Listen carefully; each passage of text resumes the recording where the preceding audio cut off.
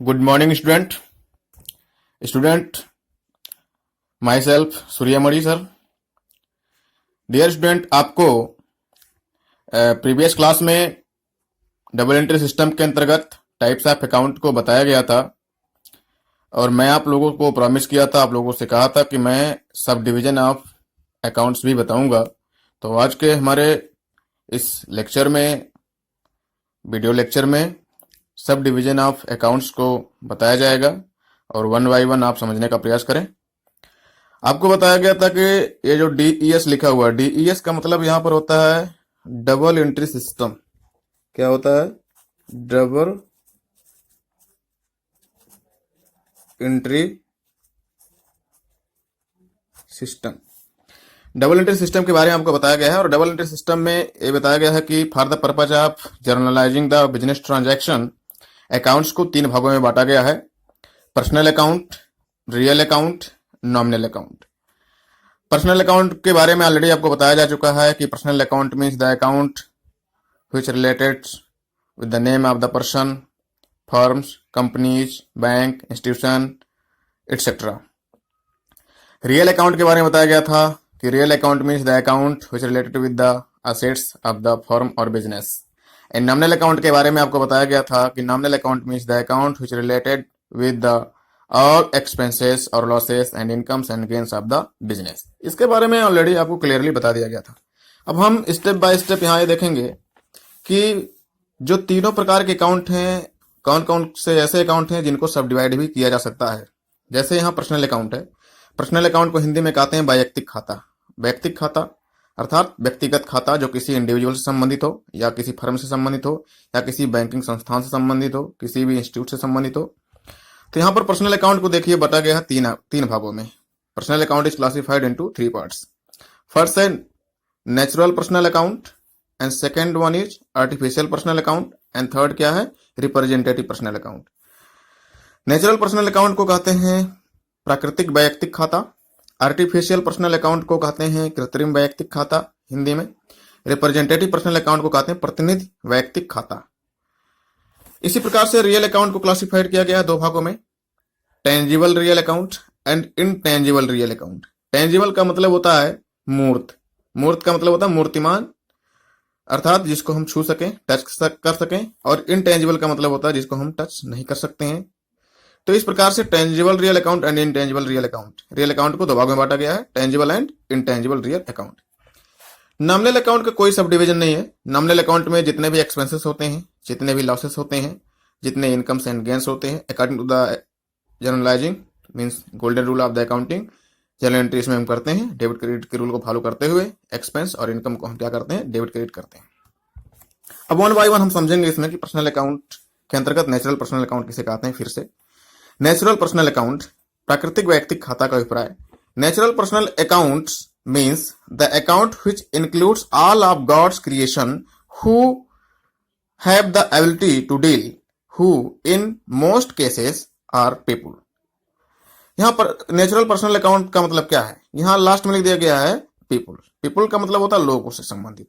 Means ऐसे लोग, ऐसे व्यक्ति जो डीलिंग कर सकते हैं, जो कुछ सोच सकते हैं, जिनकी क्षमता होती है, जो व्यवसायी होते हैं, या फिर कह सकते हैं समाज में रह रहे व्यक्तियों से संबंधित भी हो सकता है।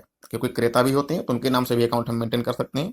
एज फॉर एग्जांपल यहाँ पर कह सकते हैं Karan account, Geeta account, Madhu account, myself Suryamani account. प्यारे बच्चों, आप लोगों का जो भी नाम है, जैसे अंशुप्रिया अकाउंट कह सकते हैं। इसी प्रकार से नाम से संबंधित अकाउंट जो भी होगा वो सब क्या होगा? Natural personal account. Artificial personal account के बारे में बताया गया कृत्रिम। कृत्रिम का मतलब होता है जो मैन मेड हो, जो गॉड के द्वारा मेड ना हो, जो नेचुरल ना हो, जो मैन मेड हो, वो क्या होते हैं? Artificial personal account. Artificial personal account क्या होते हैं? Personal account which are created artificially by law. जो लॉ के द्वारा जो है क्या किया जाता है? क्रिएट किया जाता है। जैसे कंपनी है, कंपनी जो है कंपनी लॉ के अंतर्गत स्टैब्लिश किया जाता है। सच एज कारपोरेट बॉडीज, कोई भी कारपोरेट बॉडीज हो सकती है, कंपनी को ही बात की जा रही है यहाँ पे, कोई फर्म हो सकता है। एंड इंस्टीट्यूशन, कोई संस्था हो सकती है, स्कूल हो सकता है, क्लब्स हो सकता है, are called artificial personal account. Example यहाँ पर दिया गया है, प्राइवेट लिमिटेड कंपनीज हो सकती है, क्लब हो सकते हैं, स्कूल हो सकते हैं। जैसे अपना विद्यालय का अगर कोई अकाउंट है तो Maharana Pratap senior secondary school account हो जाएगा, ये आर्टिफिशियल पर्सनल अकाउंट में आ जाएगा। डियर स्टूडेंट, इसी प्रकार से रिप्रेजेंटेटिव पर्सनल अकाउंट है। रिप्रेजेंटेटिव का मतलब क्या होता है? जैसे आपके विद्यालय में आपके रिप्रेजेंटेटिव कौन है? प्रिंसिपल सर हैं, पूरे विद्यालय को रिप्रेजेंट करते हैं। लेकिन यहाँ हम नेचुरल पर्सनल को नहीं देखेंगे। यहाँ रिप्रेजेंटेटिव पर्सनल अकाउंट का अभिप्राय है कि जो किसी ग्रुप को जो है रिप्रेजेंट करता हो। Accounts which represent a certain person और अ ग्रुप डायरेक्टली और इनडायरेक्टली। अर्थात कि जैसे किसी भी कंपनी में बहुत सारे एम्प्लॉय काम करते हैं, in the form of worker काम करते हैं, तो वहां पर अगर एक ही हेड से उन सारे वर्कर्स को हम शो कर दें किसी भी हेड से, तो वहां पर रिप्रेजेंटेटिव पर्सनल अकाउंट उसको माना जाता है। जैसे वेजेस है, तो वेजेस अगर किसी सिंगल बॉडी को दिया जा रहा है तो उसको वेजेस ही लिखेंगे, वेज अकाउंट लिखेंगे। लेकिन अगर वेज कुछ बकाया रह गया या फिर एडवांस में दे दिए, अगर बकाया रह गया तो आउटस्टैंडिंग वेजेस हो जाएगा।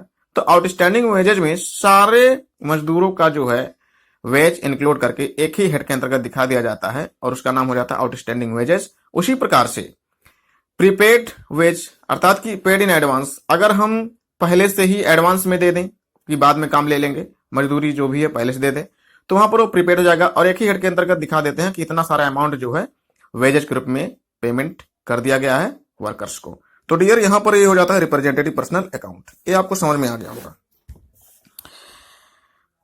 एक बार फिर से देख ले रहे हैं। पर्सनल अकाउंट में नेचुरल पर्सनल अकाउंट समझ में आ गया होगा, आर्टिफिशियल पर्सनल अकाउंट, इसका रिप्रेजेंटेटिव पर्सनल अकाउंट। आप इन तीनों अकाउंट को अगर समझ लेते हैं आसानी से, तो डियर स्टूडेंट आपको अकाउंटिंग ट्रीटमेंट करने में कोई भी दिक्कत नहीं होगी पर्सनल अकाउंट से संबंधित। आपको एक चीज और बताया गया था प्रीवियस क्लास में कि कोई भी नाम जब हम लिखते हैं तो उसके आगे एपॉस्ट्रोफी एस लगा करके ही अकाउंट लिखते हैं, अदरवाइज नहीं लिखते हैं। अकाउंट लिखेंगे ही नहीं, अगर यस नहीं लगाएंगे तो अकाउंट नहीं लिखेंगे, सिर्फ डायरेक्ट लिख देंगे तो भी वो गलत नहीं होगा। अब रियल अकाउंट की बात करते हैं। Real account is also classified into two part, tangible real account and intangible real account. Tangible का मतलब होता है मूर्त, मूर्तिमान, अर्थात मूर्ति को आप टच कर पाते हैं, देख पाते हैं, तो वही चीज यहां पर लिखा हुआ। Tangible real accounts are related to things that can be touched and felt physically. ठीक है, जिसको हम फिजिकली क्या कर सकते हैं, महसूस कर सकते हैं और उसको टच भी कर सकते हैं। जैसे हो गया हमारा बिल्डिंग हो गया, मशीनरी हो गया, फर्नीचर हो गया, इन सब से संबंधित जो भी अकाउंट होता है वो किससे संबंधित होता है, वो रियल अकाउंट के अंतर्गत उसको इंक्लूड किया जाता है। लेकिन रियल के अंतर्गत टेंजिबल रियल अकाउंट के अंतर्गत इंक्लूड किया जाता है। उसी प्रकार से intangible real account, intangible real accounts are related to things that can't be touched and felt physically, जिसको हम छू नहीं सकते हैं, जिसको हम टच नहीं कर सकते हैं।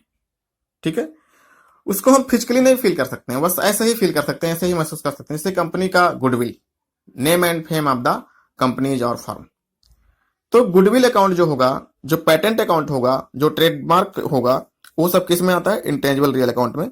तो डियर स्टूडेंट यहां पर आपको क्लियर हो गया होगा कि टेंजिबल रियल अकाउंट के अंतर्गत क्या क्या आता है। देख लीजिए, गुडविल अकाउंट आता है, इसका patent account and trademark account आता है। तो इस प्रकार से हमारा जो है sub division of the personal account and real account का हो गया। आप इसको आसानी से समझ सकते हैं by the help of this lecture and also by the help of this note. इस नोट को आप पढ़िए, इसको प्रोवाइड कर दिया गया है। अब आप एक चीज और यहाँ देखिए, नॉमिनल अकाउंट का कोई सब डिवीजन नहीं मैंने बताया। नॉमिनल अकाउंट में सिर्फ मैंने बताया क्या है कि इसमें सारे एक्सपेंसेस को इंक्लूड करते हैं और सारे इनकम्स एंड गेन्स को इंक्लूड करते हैं। बस इसमें ये देखना, जो भी एक्सपेंसेस होंगे उसको डेबिट करेंगे और जो भी इनकम्स एंड गेन्स होंगे उसको हम क्या करेंगे, क्रेडिट करेंगे। तो इस प्रकार से गोल्डन रूल भी इसका बता दिया गया है। इसका गोल्डन रूल क्या था पर्सनल अकाउंट का, पर्सनल अकाउंट का गोल्डन रूल बताया गया था। रिसीवर ऑफ बेनिफिट क्या होते हैं, डेबिट होते हैं। इसका जो है हमने गोल्डन रूल बताया था, तो आपको बताया था गोल्डन रूल, इसका रूल अगर बताया जाए तो रिसीवर ऑफ बेनिफिट डेबिट किया जाता है and giver of benefit credit किया जाता है। आपको अभी मैं क्वेश्चन सॉल्व करूंगा तो उसमें समझ में आ जाएगा। इसी प्रकार से यहां पर रियल अकाउंट में क्या होता है, रियल अकाउंट का जो रूल होता है उसमें बताया गया था, what's come into the business, what comes into the business debit. यहाँ किस चीज से मतलब है, व्हाट्स कम इनटू मतलब कोई एसेट्स जब कोई बिजनेस में खरीद करके आती है या जैसे भी आती है, तो मतलब कि बिजनेस में कोई एसेट्स आती है तो उसको हम डेबिट शो करते हैं। और जब कोई assets what's goes out from the business credit करते हैं। इसी प्रकार से इसका रूल बताया गया था प्रीवियस क्लास में आपको कि all expenses and losses debit and all incomes and gains credit किया जाता है। इस प्रकार से डियर स्टूडेंट आपको समझ में आ गया होगा सब डिवीजन। अब कोई भी पूछे तो आप क्लियरली इसको समझा दीजिए कि डबल एंट्री सिस्टम के अंतर्गत पर्सनल अकाउंट होता है, एक रियल अकाउंट होता है, एक नॉमिनल अकाउंट होता है। कोई भी पूछे कि टाइप्स ऑफ अकाउंट कितने होते हैं under the head of double entry system for the purpose of journalising the business dealings in proper manner, तो आप बताइए कि पर्सनल अकाउंट होता है, रियल अकाउंट होता है, नॉमिनल अकाउंट होता है। फिर इसके बाद बताइए पर्सनल अकाउंट को अगर आसानी से समझना है तो उसको हम 3 भागों में क्लासिफाइड कर सकते हैं: natural personal account, artificial personal account, representative personal account. और इसके बारे में आप समझा सकते हैं या समझ सकते हैं और आसानी से एंट्री कर सकते हैं। इसी प्रकार से रियल अकाउंट को भी आप कह सकते हैं कि रियल अकाउंट के अंतर्गत 2 हेड होते हैं, एक टेंजिबल होता है और एक इंटेंजिबल होता है। टेंजिबल के बारे में आपको समझ में आ गया कि जिसको हम टच कर सकें, कोई ऐसी संपत्ति जिसको देख सकते हैं, छू सकते हैं, टच कर सकते हैं, फील कर सकते हैं, अर्थात बिल्डिंग या फिर बिल्डिंग मशीनरी, फर्नीचर एक्सेट्रा, इसके बारे में बताया गया। इंटेंजिबल का मतलब होता है जिसको हम टच नहीं कर सकते लेकिन बहुत इंपॉर्टेंट होता है फॉर द बिजनेस, मीन्स जैसे किसी भी व्यवसाय का गुडविल, उसकी साख, उसका क्रेडिट। नॉमिनल के बारे में बताया गया और 1 बाय 1 इसको एक्सप्लेन किया गया। इसको आप समझिए, वीडियो को सुनिए और ध्यान से पढ़िए और इसका प्रॉपर नोट कॉपी में बना लीजिए प्यारे बच्चों, इसलिए ताकि आपको भविष्य में कोई समस्या ना हो। बहुत बहुत धन्यवाद। नेक्स्ट वीडियो को समझने के लिए कंटिन्यू करिए, उसमें हम एक क्वेश्चन को सॉल्व करेंगे, उससे आपको कोई भी चीज समझने में अर्थात कि रिगार्डिंग द जर्नल एंट्री आसानी होगी। धन्यवाद।